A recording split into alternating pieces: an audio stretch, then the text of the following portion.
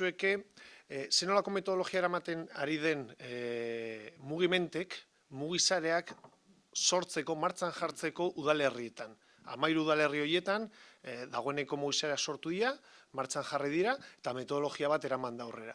Orduan, aurkeztu nahi genizueke ze metodologia erabiltzen ari garen, zuek, ze batzuk ikusi duzuenez, asmoa dago nolabait hurrengo urtean mugisare horiek sortzeko ere beste udalerri batzuetan, baina ez gara helduko udalerri guztietara, eta badaude batzuk, udalerri batzuk bere kontu aritu nahi izango direnak. Orduan, eskainera izango genieke laguntza, udalerria beraiek jakin dezaten zenolako metodologia erabil dezaketan beraien kontu bai, sare horiek martxan jartzeko. Eta horretarako, Iker berak, Atlon enpresak 2016 arte egonda lan horretan, beraz, bera baino hobe inorez. Ordu erditxo, ordu erditxo, 25 minutuetan egin aldaldin baduzu, hobetu. Aldatu behar dut aurkezpena. Bai, esku.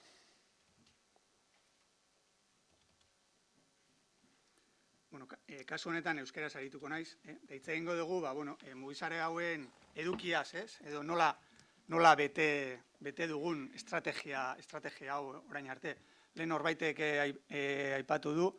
5 minutu beratzen direan. Bale, zango diazu. Egin gaizki, edo egin azkar eta egin gaizki, edo esan dute hemen lehen norbaitek, ez?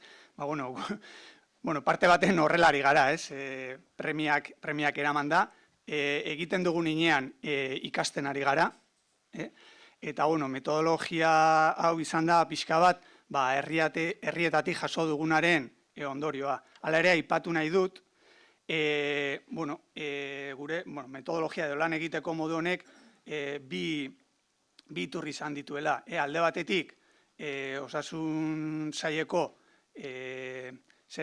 tokiko sare komunitarioak garatzeko gida Lehen Aitziberrek aurkeztu duena, eta beste alde batetik Euskadi Lagunkoia sustraietatik gida praktikoa.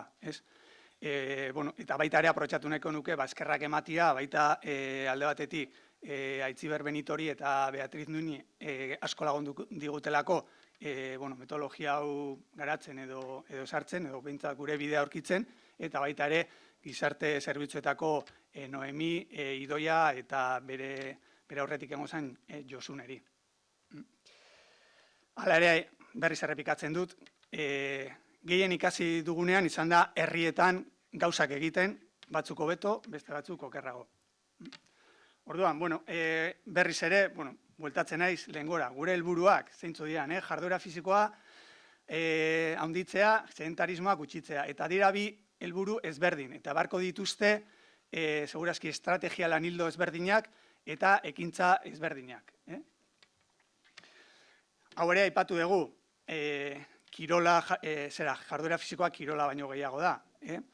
Kirola daukagu, ariketa fisikoa baita ere, baina eguneroko bizitzan milaka aukera irekitzen zaizkigu jarduera fisikoa egin ahal izateko. Lanera oinez joan da, gure herrian bizikletan desplazatuz, hortuan lan eginez, bizitzan zehar aukera mundu bat irekitzen zaigu. Baita ere aipatu nahi nuke askotan, nazten diran termino batzuk, inaktibitatea eta sedentarismoa. Kirolarekin gertatzen da bezala, askotan kirola esaten dugu, danok ulertzen garelako eta danari kirola deitzen diogu. Sedentarismoarekin gauza bera gertatzen da. Sedentarismoa esaten dugu, orokorrean, kontestu batean behar bada ulertzen gara elkar, baina profesionalen artean, jente kualifikatuaren artean, nik uste dut ezberdin du behar dela. Persona inaktiboa da, gomendatutako neurrian jarduera fisikoa egiten ez dugunean, eta persona sedentarioa da, eserita gaudenean, egoneko jarreretan gaudenean, pasatzen ditugun eguneko orduak, orain zuek eta ni gauden moduan. Baita ere, bestalde, aipatu behar dira, homek ematen dizkigulaia jarraibide pila bat, ez duguela gurpila asmatu behar, gauza batzuk egina dauzkagulaia. Adibidez, gomendioa zeintzu diren egunero egin behar diren, edo astean egin behar diren gutxieneko horiek, hori dana esarrita dago, orduan, sarea edo lantaldea osatzen dugunean, saiatu behar gara, dagoena berriz ez asmatzen eta aprobetxatzen eginda daukagun lan hori. Eta azkenik, lehen ere esan dut, mugizare estrategia egituratzailea mugimenten barruan, baina baditugu baita ere beste 7 estrategia adintalde ezberdinen inguruan lan egiteko. Orduan, gure metodologia ez da egia esan, ez da beste munduko zer. Edozein erakunde edo enpresatan erabiltzen den planifikazio estrategikorako metodologia bat da. Berezitasunak segurazki etorriko da dira gero zehaztasunetan, orain ikusiko dugun bezala. Orduan, aurretiko fasean, hainbat puntu zehazten ditugu, eta lehenengoa da, udalerria dela mugimendentzat aplikazio eremu nagusiena.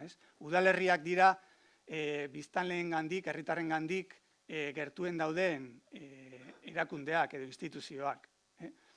Orduan, planteatzen duguna da, lehenik eta behin, udalerri mailan lan egitea. Eta gainera, mugimentekin bat egiteko edo bere filosofiarekin bat egiteko bideak 3 izan daitezke. Guretako garrantzitsuena lehenengoa da, eta da udalerrien benetako interesa, ez? Honetan, sinistu egin behar da. Sinisten duzu, ala ez da ondo atarako. Ze badaude beste aukera batzuk, adibidez, martxan dauden beste ekimen batzuen bitartez edo berekiko konvergentzia baten bitartez bat egitea, adibidez, Euskadi Lagunkoian inguruan lan egiten hasi diren udalerri batzuk, bukatu dute jarduera fisikoaren inguruan lan egiten, eta horregatik sartu zen mugiment baita ere hor lan egitera. Edo bestelako arrazoiak ere egon daitezke, adibidez, udalerri batek erabakitzea honetan sartzea eta ondoko udalerria gonbidatzea, ikusten dutelako sinergiak aprobetxatzeko aukera bat. Neri bigarren hauek beldur asko ematen didate, zalantza asko sorrarazten dizkiate, eta nik geratzen naiz batez ere, benetako interesa dagonean, honetan sinisten denean. Gure aldetik, udalerriari esartzen zaizkio, gomendatzen zaizkio, bete behar batzuk, eta bete behar hauek oso orokorrak dira. Fijatzen bazarete ez dira larregi jarduera fisikoan zentratzen. Zergatik, gertatu daitekelako udalerri baten jarduera fisikoaren inguruan lanean hastea, eta bukatzea beste gai baten inguruan lanean. Ez dakit. Euskadi Lagunkoia, edo 3. adinaren inguruko gaiak, edo, auskalo ez, gai ezberdinak. Orduan, nola argi daukagun, sareak ez direla inoiz bikoiztu behar, bete behar hauek pixkat modu orokor batean planteatzen ditugu. Orduan, lanean hasteko lehenengo zeregina izango zen lantaldearen eraketa edo talde sustatzailea sortzea, ez? Horretarako, berriz ere errepikatuko dut eta ez naiz espertuko, udalerriaren lidergoa eta udal teknikariek hartu behar dute hor lidergo osoa. Orduan, alde batetik egongo da kirol teknikaria, eta gainera gure kasuan jarduera fisikoari buruz ari garenez, gomendatzen dugu kirol teknikaria izatea, nola ez. Baita ere, beste kirol teknikari batzuk ikusten ditugu guk talde sustatzaile horretan, batez ere, gizarte zerbitzuetako teknikaria, ikustezinak deitzen ditugun horiek, etorkinak, bakarrik bizi diren personak, bazterketa arriskuan bizi direnak eta horiekin harreman estuagoa daukatelako. Baina hortaz gain planteatzen dugu osasun publikoko teknikariak egotea, eskualdeetan daudenak, planteatzen dugu horrela egiten ari gara, eta baita ere Osakidetzako lankideak osasun zentroan lan egiten dutenak. Eta guk kasu honetan lan egin dugu dinamizatzaile bezala, beti etortzen da ondo, kanpoko ikuspegi bat duen norbait izatea. Eta talde eragile horrendako, gu funtzio batzuk gomendatzen ditugu, baina hau, gomendio bat besterik ez da, gero talde eragile horrek ikusiko du bere buruari zer funtzio jartzen dizkion. Baita ere proposatzen dugu atxikimendu bat, atxikimendu formal bat. Hau guretako berez, ez da garrantzitsua atxikimenduagatik, guretako garrantzitsuena ez da sinadura lortzea eta esatea, begira, beste udalerri bat atxikitu da. Ez guretako honek garrantzia dauka, lortzen dugu batez ere agintarien implikazioa, hau alkateak sinatu beharko luke, eta beste alde batetik, erabili genezake atxikimendu hau, komunikazio ekintza bat egiteko, prentsaurreko bat, albiste bat bidali, eta bar. Hurrengo pausoa litzateke talde sustatzailetik zabaldutako mugizare parte hartzaile batetara pasatzia. Eta, mugizare horretan, udalerriko erakunde eta elkarte ezberdinek izango lukete lekua, kirol elkartez gain, ikastetxeek, guraso elkarteek, dendariek, bizilagun elkarteek, hor sartuko ditugu guk nahi ditugunak eta beraiek nahi dutena, beraiek ere izango dute parte hartzea nahi duten, ala ez. Ondo badoa taldea, segurazki nahi izango dute parte hartzea. Orduan, izango genuke antolaketa maila hiru maila ezberdinetan, antolaketa hiru maila ezberdinetan banatuta, alde batetik talde sustatzailea, gero talde zabaldua, eta gero herritarrak, azkenean bereintako egiten dugulako guzti hau. Eta hemen, aipatu nahi dituzke bi kontu, alde batetik, kronograma hon bat egin behar da eta ondo pentsatu behar da, noiz kontatu nahi dugun, mugizare osoarekin, noiz egingo dugu guztiok lan, eta noiz talde sustatzaileak sukaldeko lana egingo duen. Hau guzti hau ondo neurtu behar da, bestela, gerta daiteke, pizkat mugizarearen edo sare zabal horren nekea ere agertzea bukaeran. Eta bigarren ideia da, ondo dago bilerak egitea, baina oreka bat egon behar da, egiten ditugun bilera orduen artean eta benetan hortikan ateratzen dugun etekinaren artean. Azkenean, zer iristen da herritarren gana. 2000 ordu eman baditugu bileratan, gero, bastakit, ibilaldi bat antolatzeko, pentsatu beharko dugu ondo ari garena. Eta gero, fase honekin bukatzeko, badaukagu,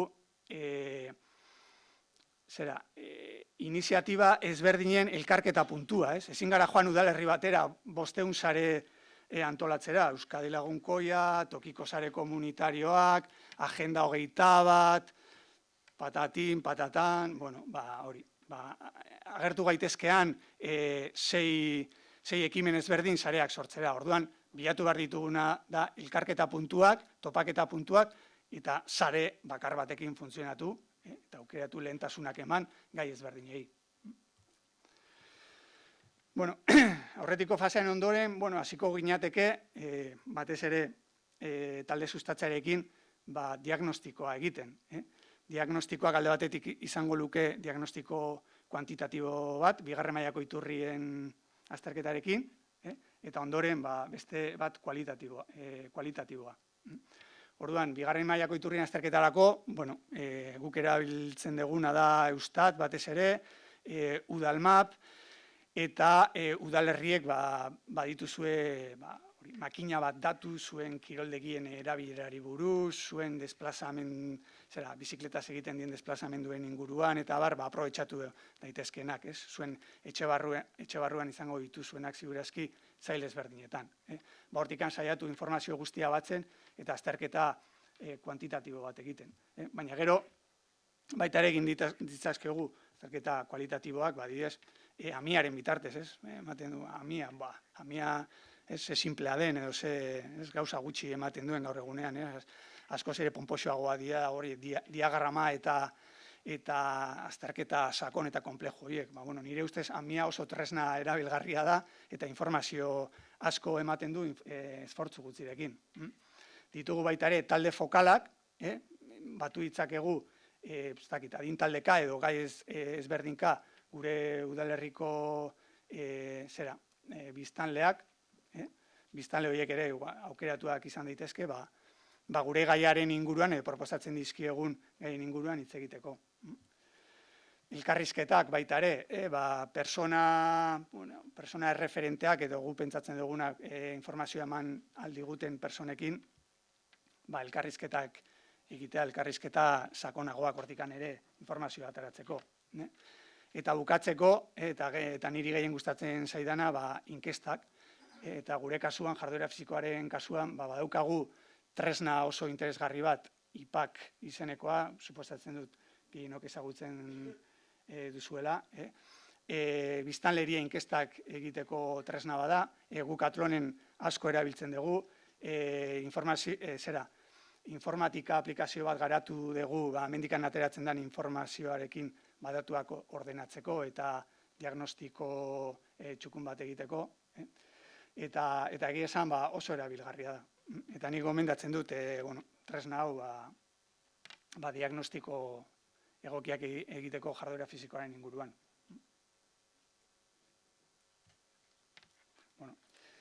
Behin diagnostikoa izan da, pasako gineke jarduera fisikoaren plan bat edo ideia bat bilatzera.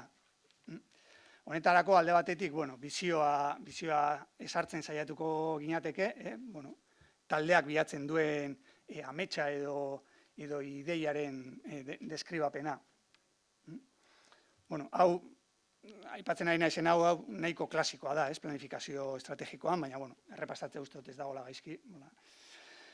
Bigarrena izango litzateke misioa, planaren zergatik egiten dugun. Hori eta markoa, bere markoa zein izan behar duen.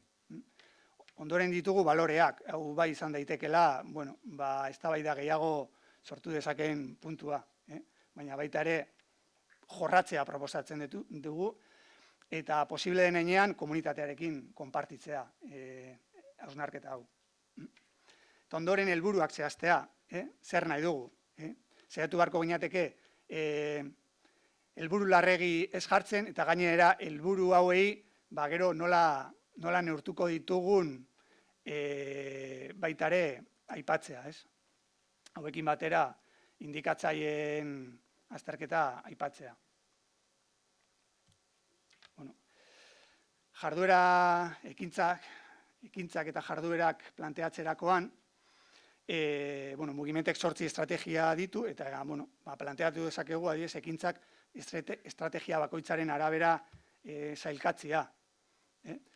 Inkluso ez da beharrezkoa estrategia guztiak ikutzea, diagnostikoan atera baldin bada, gazteetan gabezia bat dagoela, behar bada estrategia horretan zentratu behar gara. Orduan, hurrengo pausoa izango litzateke, ekintzak proposatzea,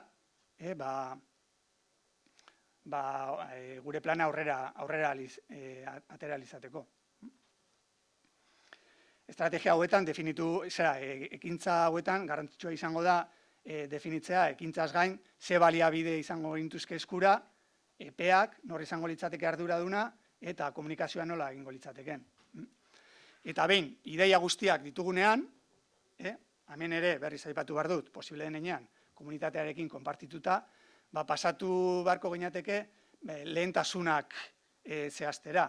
Eta proposatzen dugu gure kasuan, bi galderari erantzuna emanez egitea. Alde batetik, garrantzitsua alda, planteatzen dugun ekintza hori garrantzitsua da, eta lorgarria alda. Horren arabera, puntuazio sistema bat garatu dezakegu. 10 ekintza baldin baditugu, adibidez, garrantzitsuenari 10 puntu eman, eta garrantzi gutxien daukanari bat, puntuazio hori jarraitu, eta bi galderen arabera, puntuazio guztiak batu, eta hortikan aterako zaizkigu segurazkia lehen etxitako ekintzak. Gero erabaki beharko da, daukagun denboraren arabera, aurrekontuaren arabera, eta abar, ze ekintzekin geratuko garen. 1, 2, 3, 5 edo 7. Hala ere, nik uste dut, hobe dela, poliki hastea, batekin hastea, lorgarria izatea, eta ondo badoa, jarraituko dugu aurrera. Badago, aipatzen ju naiz, komunitatearekin konpartitza daukan garrantzia, eta hau ondo diseinatu eta ondo planifikatu behar da. Jakin behar dugu oso ondo, noiz egon behar garen mugizare zabal horrekin, eta noiz jaso behar ditugun, bere iritziak. Talde sustatzailea bitartean saiatu beharko da, sukaldeko lana egiten. Talde sustatzailea normalean jente profesionala edo bere ogibidea hortan dutenak bai daude, talde horietan. Eta bukatzeko komunikazioaren atala, claro, egitea nahi dugun hori komunikatu egin beharko da. Udalerrietan badaude udalerriko aldizkariak, hemen Baiaran adibidez Goienkaria, edo badauzkazue webguneak, segurazki, zuen udalerrietan, edo kartelerak kalean, edo pantalla elektronikoak, udaletxe aurrean. Saiatu erabiltzen komunikazio bide gehienak. Hala ere, aipatu behar dut,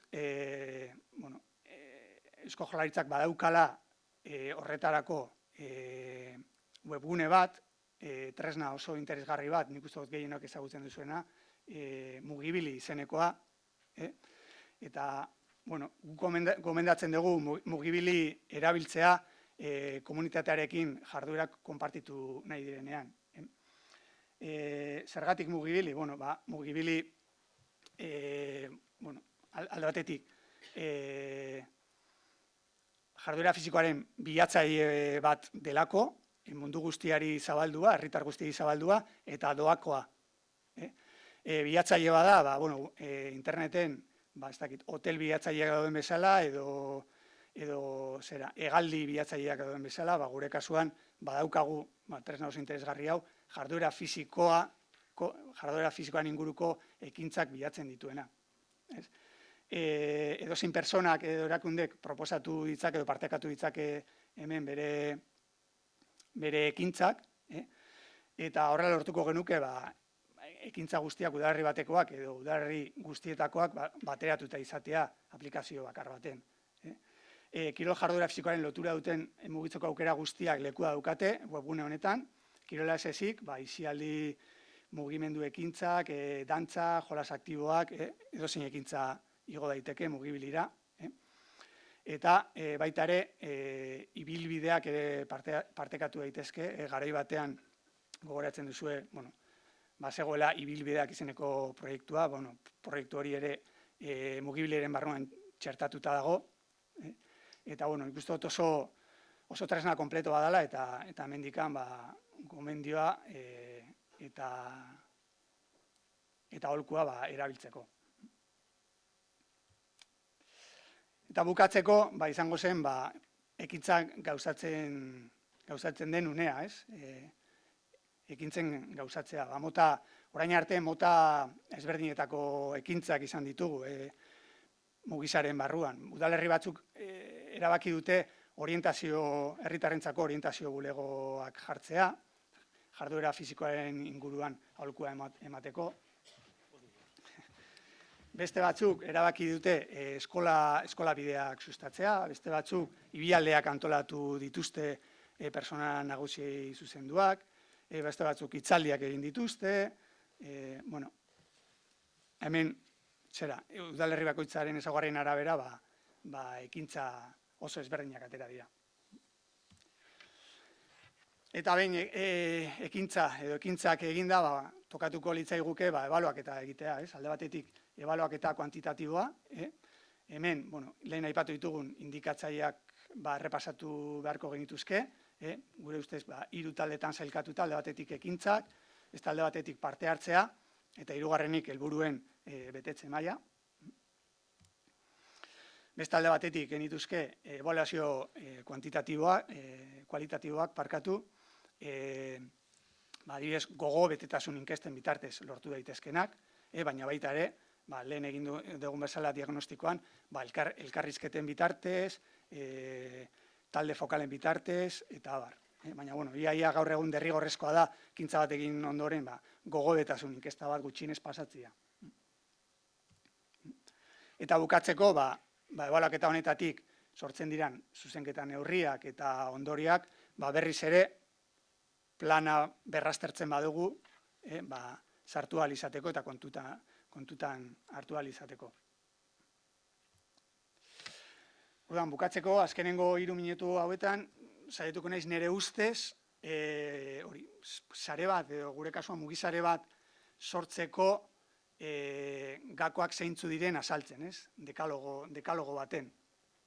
10 gako dira, edo 10 proposamen. Alde batetik, udalerrien lidergo argi eta sendoa. Bigarrenik, nola ez, sektore arteko lankidetza, ez? Ezberdinen arteko lankidetza ikuspegia zabaldu ahal izateko. Hirugarrenik, ulertzea eta onartzea jarduera fisikoa kirola baino gehiago dela. Laugarrenik, komunikazioa landu. Aprobetxatu ahalik eta tresna guztiak komunikazioa lantzeko. Bosgarrena, komunitatearekin konpartitu, ahalik eta gehien. Ondo neurtuta, komunitateari ahalegin gehiagiz eskatzeko, baina alden guztietan komunitatearekin konpartitu. Plan gauzagarria definitzea. Hasieran ekintza bat egin behar badegu bakarrik, ekintza bat egingo dugu. Hurrengo urtean, ondo ateratzen bada, izango dira 2 eta hurrengoan 3. Malgutasuna. Hartu ezazue proposamen hau, ideia bat bezala, eta hartu nahi dituzuen zatiak. Ez duzue bere osotasunean ulertu behar. Talde sustatzaileen edo mugisarearen ezaugarrietako bat malgutasuna izan behar da. Gainera, udalerri bakoitza ezberdina da, bakoitza bere ezaugarriak ditu, eta segurazki leku batean ondo ateratzen dena, ondoko herrian ez da ondo aterako. Orduan, malgutasuna. Egiten dena neurtu. Esaten duten neurtzen ez dena ez dela existitzen. Baina, gutxienez neurtu hobekuntzak proposatu ahal izateko. Agintarien implikazioa. Ez bakarrik dirua jartzeko, baita ere, ez dakit, teknikariei babesa emateko, eta herritarren aurrean gai hau oso garrantzitsua izan daitekela adierazteko. Eta bukatzeko jarraitutasuna. Ez dadia hau geratu gauza aislatu baten, baizik eta izan dezala jarraipena, nahiz eta poliki joan. Ni esker guzti hori, eta nire aldetik hau izan da dana.